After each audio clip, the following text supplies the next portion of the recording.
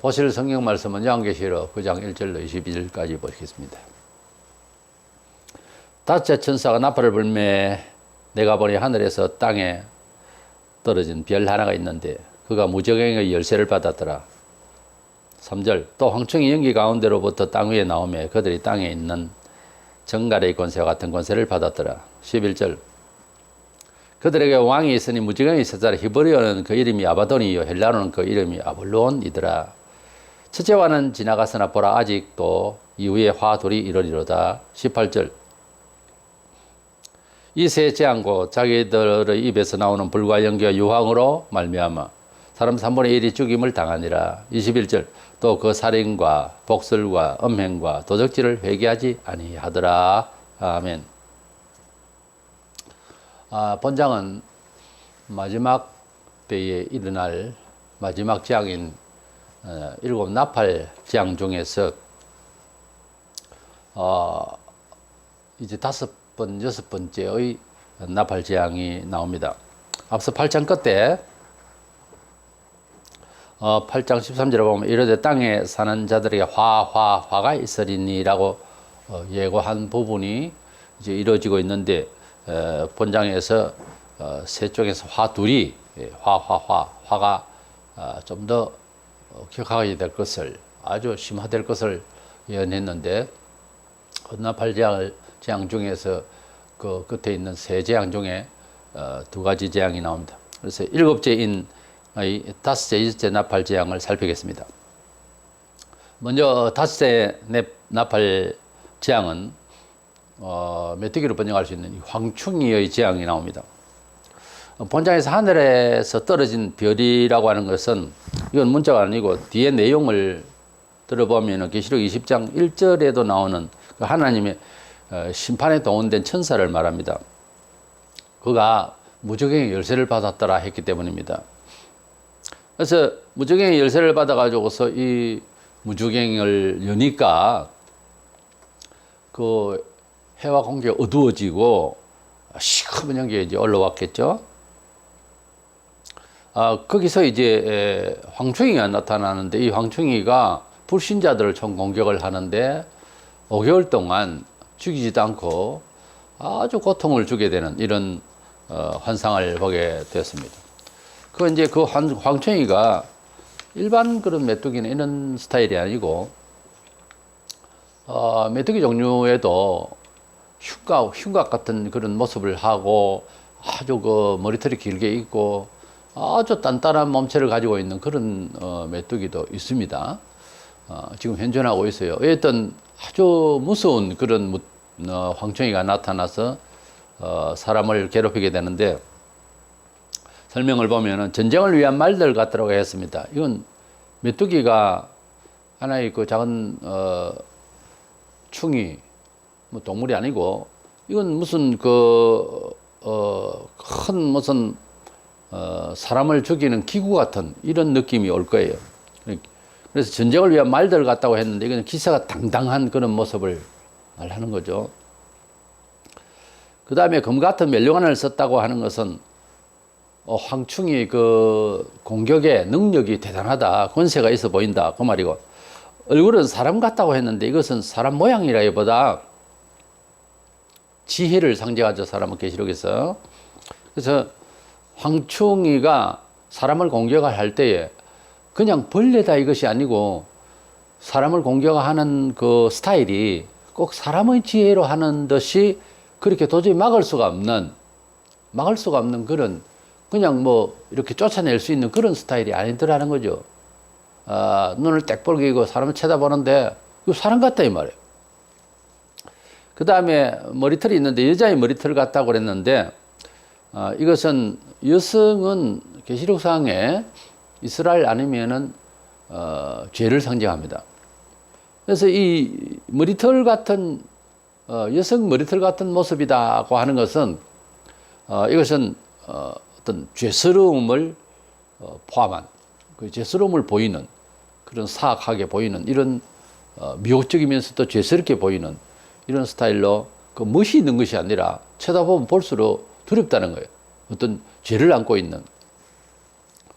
그 이는 사자 같다고 했는데 그냥 메뚜기 정도는 뭐 물려도 얼마나 물리겠나 싶은데 그것이 아니고 잔인하게 사람을 물고 괴롭힐 것을 말하고 있습니다. 철 흉갑 같은 흉갑이 있다라고 했는데 인터넷으로 한번 찾아보세요. 아주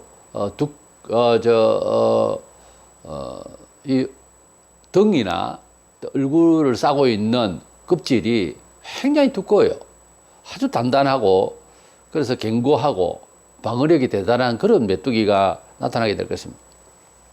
풀풀 나는데 그 날개 소리는 아주 그 집단적으로 움직이는 그런 모습이기 때문에 날개들의 소리라 이렇게 말하고 있습니다.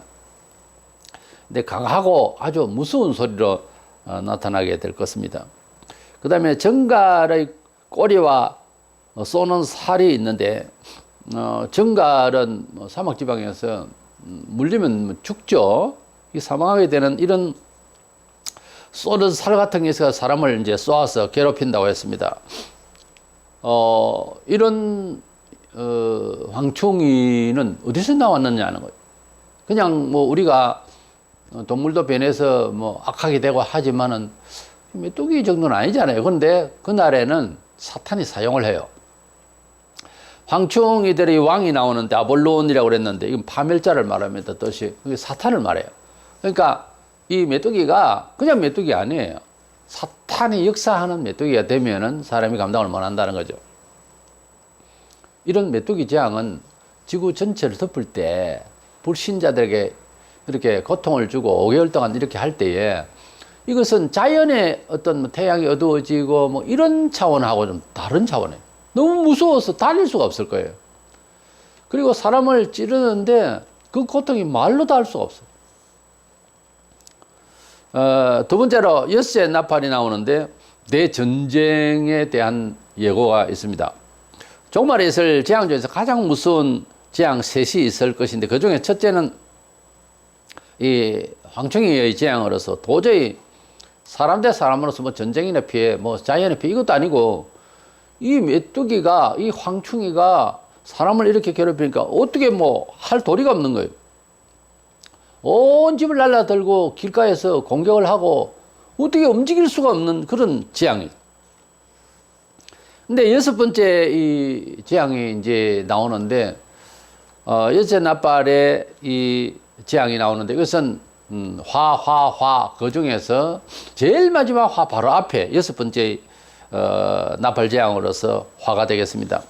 계시록 15절에서 16절에 보면 내 천사가 나오였으니 그들은 그 연월 일시에 사람 3분의 1을 죽이기로 준비한 자들이더라. 16절에 마병대의 수는 2만이니 내가 그들의 수를 들었노라. 그 연월 일시에 유브라데 강가에서 이 많은 사람들이 죽게 될 이런 내용이 나오는데 연월 일시라고 하는 말을 표현한 것은 몇 년 몇월 이렇게는 안 썼지만은 이렇게 표현하는 내용은 분명히 어느 날짜에 이런 전쟁이 있을 것이다 그 말이에요. 그리고 역사적으로 기록적인 전쟁이 될 것이다 그런 뜻이죠. 무슨 기자가 쓰듯이 이렇게 팩트에 의해서 일어날 일들이고 그냥 뭐 있을 것인가가 아니고 연월일시 이렇게 표현하는 말 자체 이런 표현 자체가 정확하게 확실하게 역사적 기록상의 그런 내용으로서 이 전쟁이 있을 것이다 하는 표현인 거죠. 그래서 2만만의 군대가 2만만은 지금 숫자로는 2억을 말합니다. 이런 엄청난 군인이 동원된다고 하는 것은 왜 그렇게 그곳에서 일어날 것인가? 유브라데 강가에서 이것은 적그리스도가 세계를 통제할 때에 그 언제나 세상은 합리적이잖아요. 그 좋아하겠습니까? 온 세상이 달려들어서 대전쟁이 일어나게 될 것입니다. 자멸하는 거죠 서로. 이래서 2억의 군대, 뭐 그런 큰 군대가 한 나라를 치면 중국이나 될까? 뭐 이런 사람들도 있습니다만 그것이 아니고 계시록 흐름상 보면 적그리스도를 향해서 온 세상이 뭉쳐져서 아마 전쟁을 치를 것이 아닌가 이렇게 보입니다. 하여튼 2억의 군대가 와서 싸움을 벌이게 될 것입니다. 17절에 이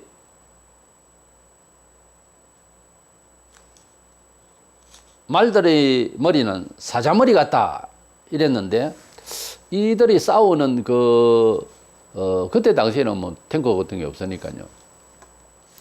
그래서 뭐 말 전쟁을 하게 됩니다만. 근데 여기에 나오는 2000년 전에 지금 이 표현된 것은 18절에 보면 그 입에서는 불과 연기와 유황이 나온다 그랬어요.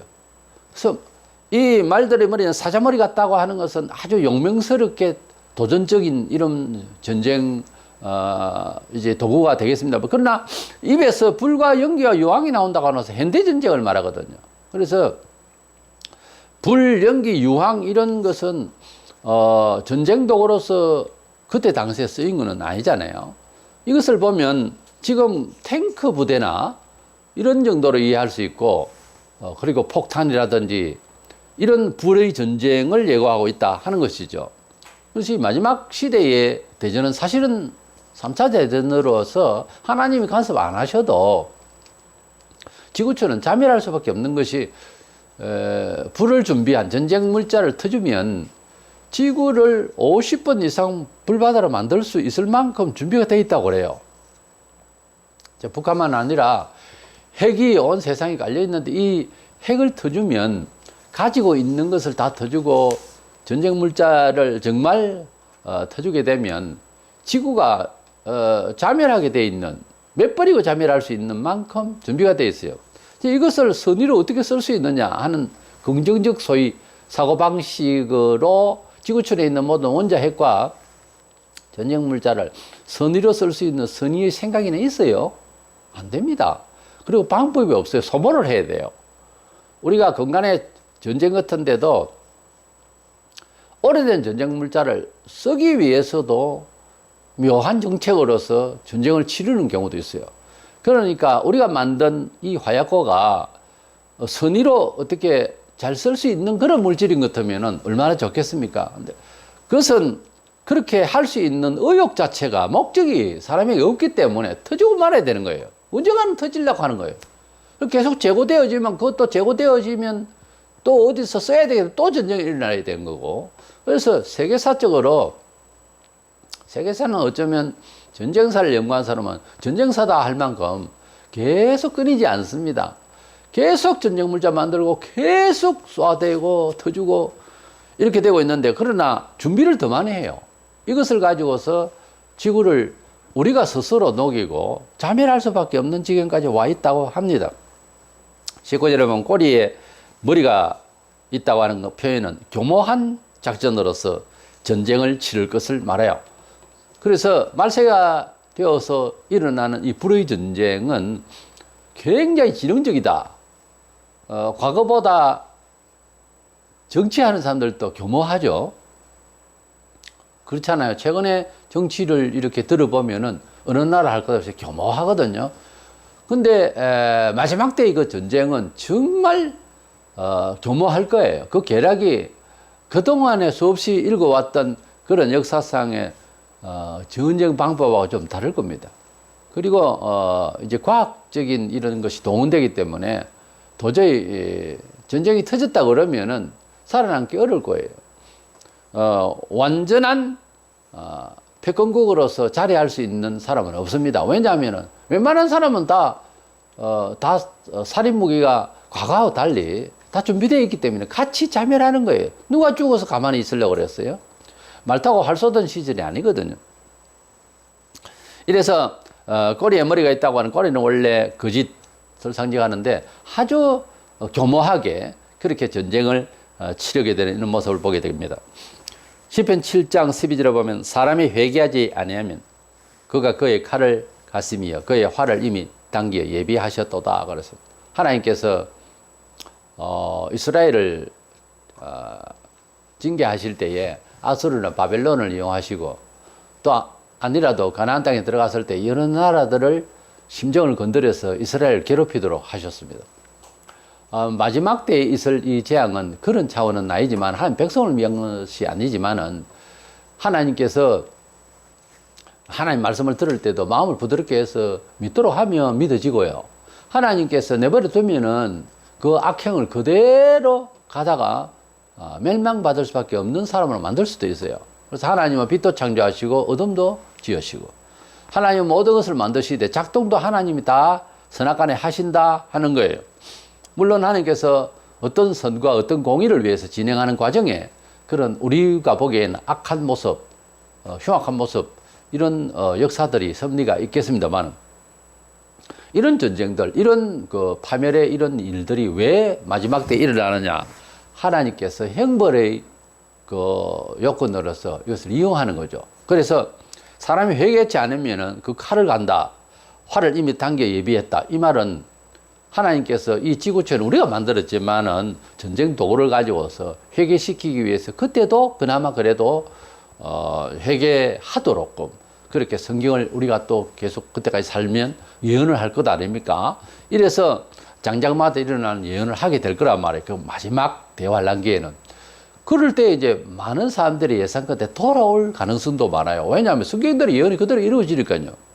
그래서 하나님께서는 사소하게 보이는 세상의 이런 요건들, 이런 사료를 가지고 또는 이런 여러 가지 사소한 것 같은 이런 재료들을 통해서, 이런 어떤 여건을 통해서, 이런 물질을 통해서 성도들을 또는 세상 사람들을 경각심을 위해서 사고를 불러일으킬 수가 있더라는 거예요. 그럴 때 민감하게 대처를 할 줄 알아야 됩니다. 사람이 무슨 안 좋은 일이 생길 때에는 그에 대한 대처 능력이 굉장히 중요하고, 인간으로 나와서 가장 먼저 그 정신을 빨리 일깨워야 합니다. 되는 대로 산다. 인생 무상이로다. 여기 이제 문제가 있는 거예요. 이것은 구원받을 길이 아니고 하나님 앞에 할 마음, 태도가 아닙니다. 우리가 인생이 왜 이렇게 죽을까? 왜 병이 들까? 왜 이렇게 불공정하고 세상은 이럴까? 이런 의문을 가져야 어떤 대책이 나오고, 그렇게 하나님 앞으로 나오면은 더 이것은 이제 완벽하게 구원의 길로 들어서게 되는 상황이 되지만은, 태만하게 그냥 내버려 두고 감각이 없으면 안 된다는 거죠. 우리가 정치를 하든지 문학을 하든지 우리 사회의 모든 삶에 있어서 하다못해 운전을 해도요, 운전이 책에 있는 대로 외우고, 이럴 때는 좌회전이다, 이럴 때는 우회전이다, 이래가지고 운전 안 돼요. 감각으로 해요. 그것은 기본이고요. 우리가 하다 보면 감각적으로 이것은 바로 가야 되겠다, 천천히 가야 되겠다, 심지어 길을 가다가도 한길에서도 빨리 가야 되겠다, 천천히 가야 되겠다는 감각도 있을 수 있어요. 그래서 이렇게 가다 보면은 앉아있는 사람은 모르지만 운전하는 사람은 돌이 하나 탕 다이에 부딪혀 튀어도 그게 다 느낌이 와야 되는 거예요. 악기는 더 하죠. 악기도 감각이 둔한 사람은 배우지 마세요. 나중에 짜증이 나서 못 합니다. 감각이 뛰어나야 돼요. 아주 감각이 뛰어나야 돼요. 코미디 하는 사람, 뭐라 하는 사람 감각이 없이 됩니까? 안 됩니다. 사업도 무려 그런 감각적 지각이 있어야 되는 거예요. 뭐든지 감각적인 것이 있어야 거기에 대한 기술적 어떤 진보가 있지, 그런 분야별로 감각이 뛰어나지 않으면 안 되는 거예요. 이 감각이라는 게 굉장히 중요해요, 사실은. 우리가 하나님 앞에서 뭐가 잘못되어 있을 때 그런 그 파악 능력이, 분별 능력이 없이는 발전할 수 없는 거죠. 20절, 21절에 보면 이 재앙에 죽지 않고 남은 사람들은 손으로 행한 일을 회개하지 아니하고 오히려 여러 귀신과 보거나 듣거나 다니거나 하지 못하는 검은 돈과 목석의 우상에게 절하고, 또 그 살인과 복술과 음행과 도둑질을 회개하지 아니하더라. 놀라운 것은 이런 경고와 이런 징계를 통해서 사람을 살리려고 하시는 하나님이신데, 오히려 이 과학시대에도 마찬가지고 나중은 더 과학적이지 않겠어요? 그래도 그 종말에 가서 사람 생각하는 게 우둔해서 우상을 섬기는 거예요. 그리고 죄를 회개치 아니하고, 참으로 살 길은 회개인데 이게 안 되는 거예요. 정말 우리가 멸망받는 그 이유를 하나님만 원망하다가 가만히 사회를 둘러보면 죽을 수밖에 없는 인간이에요. 벌 받을 수밖에 없다니까요. 하는 짓이. 우리가 저녁에 그저 9시, 10시만 되어도 우리가 시내를 구경을 하든지 이렇게 산책하는 그런 마음으로 한번 둘러보면 참 술 마시고 쓰잘데기 없는 시간 보내고 하고 나름대로 뭐 스트레스를 푼다는 둥 하겠지만 지하 구덩입니다.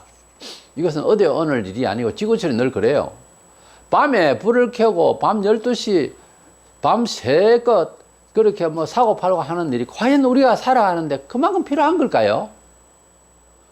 병원 약국 아니면 불 켤 일이 없어요. 생명 관련 아니면. 근데 전부 술이에요. 그래서 이런 것들이 계속 되어지고 안 고쳐지죠. 고칠 생각은 없죠, 또. 이것이 이제 마지막 때가 되면은 아니 황충이 지한과 전쟁이 터져도 마찬가지인 거예요. 그리고 겨우 뭐 안 풀리네 그러면서 타락하고 나한테 한다는 이야기 점장이한테 뭐 물어보고 이 우상 숭배는 끊이지 않아요. 그러니 어떻게 행보를 안 받을 수 있겠습니까? 그래서 말세에 자연의 재앙 뭐 산이 갈라지고 땅이 꺼지고 다 좋은데 황충이가 이 메뚜기가 온 세상에 하늘 덮을 만큼 날라와서 그때는요 지금 이게 자연 문제도 아니고 도덕 문제도 아니에요. 사람이 못 살겠다는 거죠. 어떻게 그 한 방 찔리면은 너무 고통스러워서 죽으려고 그래요. 그래서 자살을 하려고 해도 죽음이 피하고 아주 무서운 그런 고통이 오는 거예요. 이것은 뭐 에이즈 환자라 이런 차원이 아니에요. 직접적으로 아무나 그냥 아이고 어른이고 얼마나 무섭게 이 공포는 이런 말로도 할 수 없어요. 그런데다가 전쟁이 터지는 거예요. 이 정도 되면은 지구촌에 삶의 희망이 있겠습니까? 그래도 살려고 우상숭배하고 하고 있는 거 보면 너무 웃기지 않습니까? 이것은 가상의 시나리오가 아닙니다. 연멀일시 정확한 어떤 날짜가 되면 전쟁이 있을 것을 예고하고 있고 이 본문은 허황된 것이 아닙니다. 안 믿는 자, 불신자들은 이런 계시의 내용을 우습게 여기고 가볍게 여기지만은 이것이 실제로 일어날 것을 생각을 하고 사실로 받아들여 보세요. 어떻게 했는지. 우리가 이런 것을 피하고 죽게 의지해서 이런 일은 불신자에게 터집니다. 또 전쟁을 통해서 일반적인 이런 해는 또 있겠죠. 그러나 믿음 가운데서 우리가 지켜나갈 때 오히려 속에서 기쁨과 주님 오실 날을 더 간절히 기다릴 수 있는 묘한 세상의 재앙과 세상의 악한 일들을 넘어서는 묘한 의지가 또 생기게 되어 있습니다. 우리가 신앙생활을 하다 보면은 도저히 신앙이 약하거나 안 믿으면 있을 수 없는, 이겨낼 수도 없는 일을 건너뛰는 그런 삶을 우리가 많이 체험하거든요. 그때도 우리에게 하나님께서 믿음을 주실 거예요. 믿음을 안 주시면 못하죠. 믿음을 주시니까 세상이 이기고 믿음을 주시니까 환난도 다 이겨나갈 수 있는 그런 일이 생길 겁니다. 그것은 충분히 기대할 수 있습니다. 성경적입니다. 하나님께서 이스라엘을 애굽에서 나오게 하실부터 이제 가나안 땅에 들어가기까지 또 들어가서 사는 것까지 가만히 보세요. 자기들의 의지들의 계획을 가지고 이론을 해서 했습니까? 아니에요. 그때마다 하나님께서 묘하게 역사하시니까 가능했던 거예요. 전에도 이스라엘 백성들이 그래 했기 때문에 된다 아니잖아요. 그런 데 없잖아요. 국가적으로 그런 놀라운 역사를 누가 받았습니까? 언제 받았어요? 그런데 하나님께서 때가 되면은 다 기독 성도들도 말세가 되면은 놀라운 기적적인 역사가, 믿음의 역사가 있을 줄로 알고 이 환난, 이 큰 재앙 가운데서도 우리를 지키시는 하나님을 믿으면서 미래에 대한 모든 대환난기에도 우리를 지키시는 하나님을 찬양하고 지금 이 자리에서 지금 이 시대에 넉넉히 이겨나갈 수 있는 믿음의 사람들 되기를 축원합니다.